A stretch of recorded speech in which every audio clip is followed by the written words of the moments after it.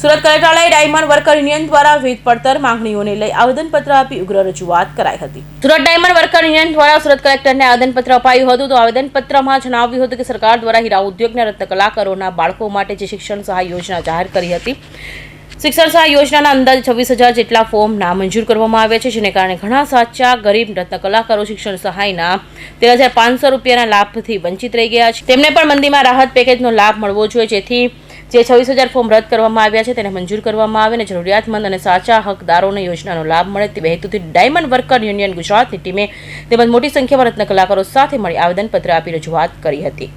ગુજરાત સરકાર દ્વારા જે રત્ન કલાકારોના બાળકો માટે શિક્ષણ રાહત પેકેજની જાહેરાત કરવામાં આવી હતી, મેક્સિમમ 13,500, એમાં 74,000 કરતા વધારે રત્ન કલાકારોએ સુરતમાં ફોર્મ ભર્યા હતા।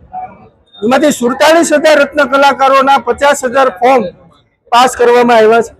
26,000 ફોર્મને નાની ભૂલના કારણે રિજેક્ટ કરવામાં આવ્યા છે।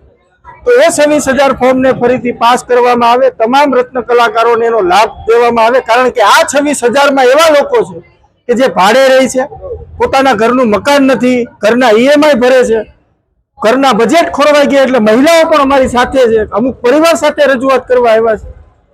તો એ ફોર્મને પાસ કરવામાં આવે એટલા માટે અમે ગુજરાતના મુખ્યમંત્રીને સુરત કલેક્ટર મારફતે અમે આવેદનપત્ર દેવા આજે કલેક્ટર કચેરીએ આવેલા છે। વાત કરીએ તો કેટલા સમયની લડત પછીનું એક આ સરકારે આપ્યું મોટી ઇન્ડસ્ટ્રીઝ માટે નાની જાહેરાત કહી શકાય। આ 3 વર્ષની લડત માટે 13,500 જે સહાય આપી હતી, સતત રત્ન કલાકારો અને ડાયમંડ વર્કર યુનિયન 3 વર્ષની સીધી લડત લડી, ત્યાર પછી આ એક નાની જાહેરાત થઈ। એમાં પણ 26,000 અરજીઓ રિજેક્ટ કરવામાં આવી। ખૂબ દુઃખની વાત છે, સરકારે સમજી જવું જોઈએ। ડિસેમ્બર જાન્યુઆરીમાં ઇલેક્શન આવે છે અને આવા રત્ન કલાકારો છે કે જે સમગ્ર ગુજરાતમાં વર્ચસ્વ ધરાવે છે।